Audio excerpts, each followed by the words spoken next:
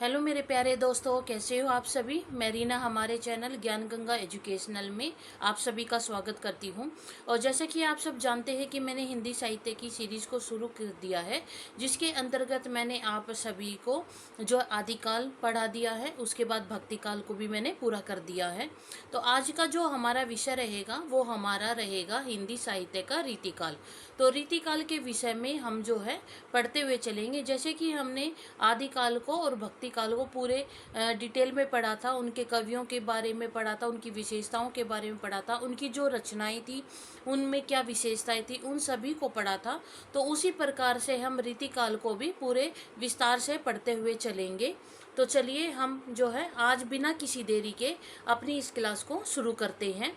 रीतिकाल का समय अगर हम देखें तो 1650 ईस्वी से लेकर 1850 ईस्वी तक का इसका जो समय रहा था। अब हम कहें कि जो रीति शब्द है उसकी उत्पत्ति कैसे हुई थी, तो रीति शब्द की जो उत्पत्ति है उसमें रीति शब्द में ऋण धातु में किंतन यानी कि ती जो प्रत्यय है वो जुड़ने से बना है। यानी कि रीति शब्द क्या है, जो हमारा ऋण धातु है उसमें किंतन यानी कि ती प्रत्यय जुड़ने से बना है।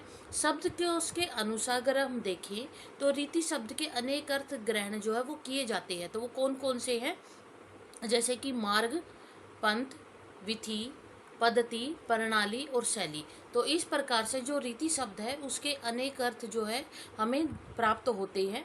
रीति का अर्थ क्या होता है, रीति का अर्थ है मार्ग, रीति का अर्थ है पंथ, रीति का अर्थ है विधि, पद्धति, प्रणाली और शैली। अर्थात जो काव्य लेखन है उसके मार्ग को ही क्या कहा जाएगा, उसके मार्ग को ही रीति कहा जाएगा। सामान्यतः जो संस्कृत साहित्य है उसके जो लक्षण ग्रंथ है उनको आधार बना करके जो साहित्य हिंदी में रचा गया उसको ही हम रीति साहित्य कहते हैं। जैसे डॉक्टर जो नगेंद्र है उसके अनुसार देखें तो कुछ विशिष्ट नियमों को ध्यान में रख करके विशिष्ट रचना पद्धति के आधार पर जो साहित्य हिंदी में रचा गया उसको हम क्या कहेंगे, रीति साहित्य कहेंगे। तो विशिष्ट नियमों को ध्यान में रख करके यानी कि कुछ विशेष नियम है जिनको हमने ध्यान में रखा, और कुछ विशिष्ट जो रचना पद्धति, विशेष प्रकार की जो रचना पद्धति है उन सभी को आधार बनाकर, उन सभी को ध्यान में रखकर जो साहित्य हमने हिंदी में लिखा है उसको ही हम रीति साहित्य कहेंगे। ये डॉक्टर नगेंद्र के अनुसार है। उसके बाद अगर हम देखें कि जो नामकरण के विषय में अगर हम कहें तो रीतिकाल को भी अलग अलग विद्वानों ने अलग अलग नाम दिए हैं, उसको अलग अलग नामों से पुकारा है। जैसे कि मिश्र बंधु विनोद है, उसने रीतिकाल को क्या कहा है, उसने रीतिकाल को अलंकृत काल कह करके पुकारा है।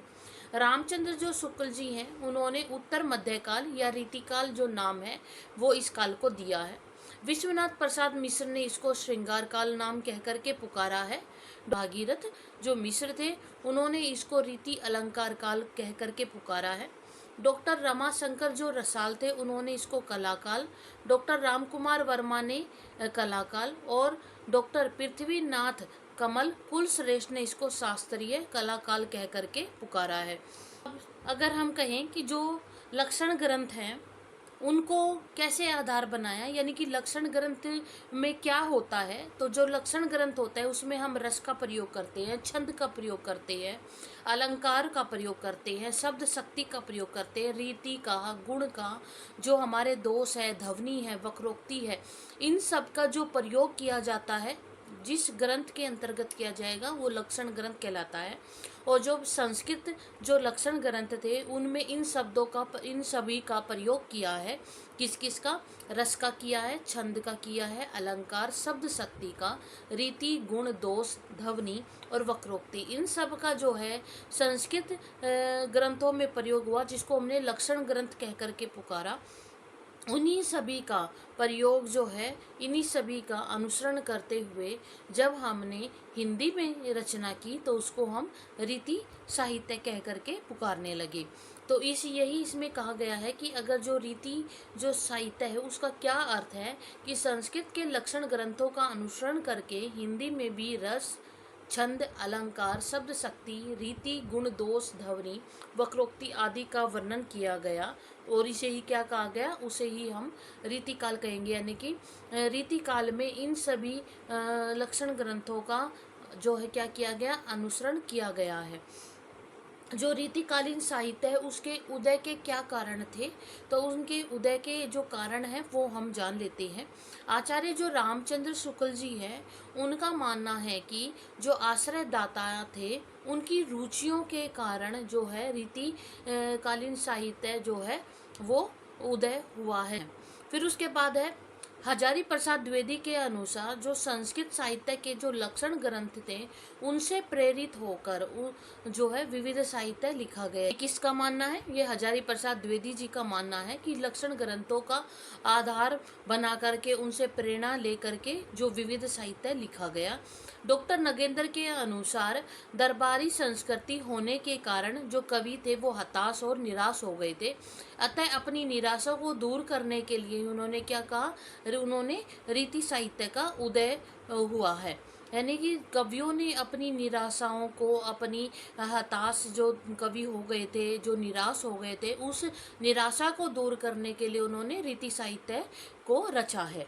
तो इस प्रकार से हम देखें कि जो रीतिकालीन साहित्य के 3 कारण हमें देखने को मिलते हैं। पहला तो है जो आश्रयदाताओं की रुचियों के कारण इस साहित्य का उदय हुआ।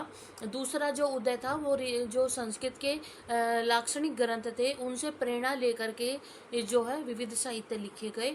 उसके अलावा क्या देखा गया कि जो कवि थे वो निराश हो गए थे, हताश हो गए थे और उन्होंने अपनी निराशा को दूर करने के लिए रीति साहित्य की रचना की।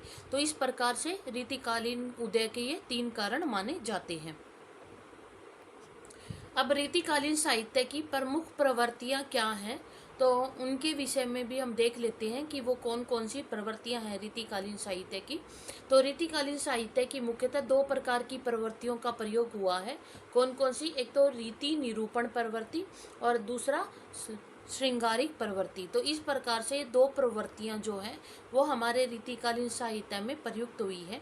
तो जो रीति निरूपण प्रवृत्ति है वो क्या होती है कि साहित्य के विविध तत्वों के लक्षणों को प्रकट करना ही रीति निरूपण प्रवृत्ति कहलाती है। यानी कि जो साहित्य के विविध तत्व है, जितने भी तत्व हैं उन सभी को क्या करना, प्रयोग प्रकट करना, उन सभी को सामने लाना, उन सभी का प्रयोग करते हुए चलना।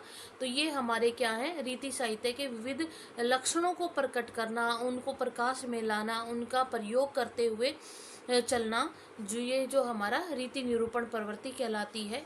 और रीति निरूपण प्रवृत्ति को पुनः 2 भागों में बांटा गया है। वो कौन कौन से हैं, एक तो सर्वांग निरूपण प्रवृत्ति और दूसरा विशिष्टांग निरूपण प्रवृत्ति। तो जो सर्वांग निरूपण प्रवृत्ति है उसके अंतर्गत क्या है कि साहित्य के जो सभी तत्व है वो तत्व कौन कौन से हैं, जैसे रस है, दोष है, काव्य प्रयोजन, काव्य हेतु है, काव्य प्रयोजन है, काव्य लक्षण है, वक्रोक्ति है, ध्वनि है, नायक नायिका भेद है। तो ये जो हमारे क्या है साहित्य के तत्व हैं, तो इन सभी का क्या करना, विवेचन करना। साहित्य के अंतर्गत इन सब का क्या करना, विवेचन करना, वर्णन करना, किस किस का, रस का, दोष का, काव्य हेतु का, काव्य प्रयोजन का, काव्य लक्षण का, वक्रोक्ति का, ध्वनि का, नायिका भेद का, इन सभी का क्या करना, वर्णन करना। जो किसके अंतर्गत आएगा, वो सर्वांग निरूपण प्रवृत्ति के अंतर्गत आएगा। हिंदी साहित्य में आचार्य जो केशव दास थे वो प्रथम सर्वांग निरूपण आचार्य माने जाते हैं। दूसरा जो भाग इसका है वो विशेषतांग निरूपण प्रवृत्ति है। ये जो है वर्ड गलत लिखा है, इसको मैं यहाँ लिख देती हूँ, निरूपण।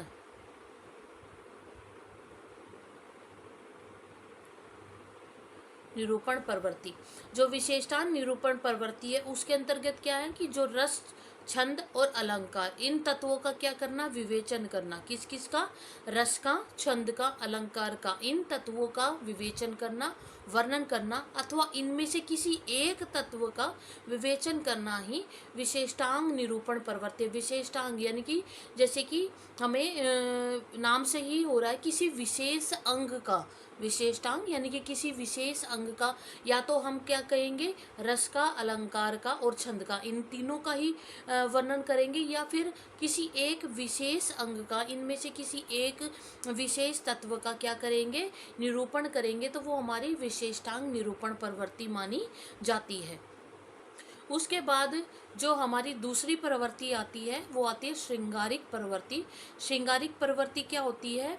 इस प्रवृत्ति में क्या है कि जो रीतिकालीन कवि हैं उन्होंने अपने लक्षणों को स्पष्ट करने के लिए क्या किया, जो उदाहरण प्रस्तुत किए, उनके जो भी लक्षण थे उनको स्पष्ट करने के लिए, उनको अच्छे तरीके से उनका वर्णन करने के लिए उन्होंने जो उदाहरण प्रस्तुत किए हैं उनमें श्रृंगार रस का अधिक प्रयोग उन्होंने किया है। यानी कि रीतिकालीन कवियों ने अपने लक्षणों को स्पष्ट करने के लिए जो उदाहरण प्रस्तुत किए, जिन उदाहरणों का प्रयोग किया, जिन उदाहरणों का वर्णन किया, उसमें श्रृंगार रस का अधिक प्रयोग किया है, जिसके कारण इसको क्या कहा जाता है? श्रृंगारिक प्रवृत्ति कहा जाता है। इन उदाहरणों में निम्नलिखित दो प्रकार के जो छंद होते हैं उनका सबसे ज़्यादा प्रयोग किया है। वो कौन कौन सा है? श्रृंगार रस छंद और रस कवित छंद। तो ये दो प्रकार के छंदों का इसमें सबसे ज़्यादा प्रयोग हुआ है, किसमें? श्रृंगारिक प्रवृत्ति के अंतर्गत हुआ है। लक्षण जो लेखन के लिए इन्होंने दोहा छंद का प्रयोग किया है। यानी कि जो भी लक्षण लेखन लिखा है, लक्षण जो ग्रंथ है उनका लेखन करने के लिए इन्होंने सबसे ज़्यादा किसका प्रयोग किया है? दोहा छंद का प्रयोग सबसे ज़्यादा इन्होंने किया है। उसके बाद हम देखें कि जो भारतीय साहित्य है उसके प्रमुख संप्रदाय कौन कौन से हैं। भारतीय जो साहित्य है उसके अंतर्गत 6 संप्रदाय जो है सबसे ज़्यादा क्या हुए? प्रसिद्ध हुए। भारतीय साहित्य में कितने हैं? बहुत सारे संप्रदाय हैं, लेकिन जिनमें से सबसे ज़्यादा जो प्रसिद्ध है, जो अत्यधिक अगर महत्वपूर्ण कहें तो वो 6 संप्रदाय है। तो वो कौन कौन से हैं? तो रस संप्रदाय सबसे पहला कौन सा आता है? रस संप्रदाय, जिसके प्रवर्तक कौन थे? जिसके प्रवर्तक थे आचार्य भरत मुनि, इनके प्रवर्तक थे। दूसरा जो संप्रदाय आता है वो आता है हमारा अलंकार संप्रदाय, जिसके प्रवर्तक कौन थे? जिसके प्रवर्तक आचार्य भामा थे। तीसरा जो हमारा आता है वो आता है रीति संप्रदाय, जिसके प्रवर्तक आचार्य वामन थे।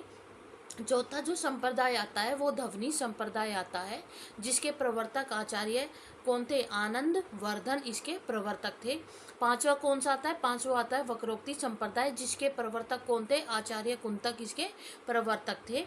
छठा है हमारा औचित्य संप्रदाय, जिसके प्रवर्तक कौन रहे? आचार्य जो सेमेंद्र हैं वो इसके प्रवर्तक रहे। तो इस प्रकार से जो भारतीय साहित्य है उसके जो है ये 6 प्रमुख संप्रदाय हैं। कौन कौन से? रस संप्रदाय, अलंकार संप्रदाय, रीति संप्रदाय, उसके बाद आता है हमारा ध्वनि संप्रदाय, वक्रोक्ति संप्रदाय और औचित्य संप्रदाय।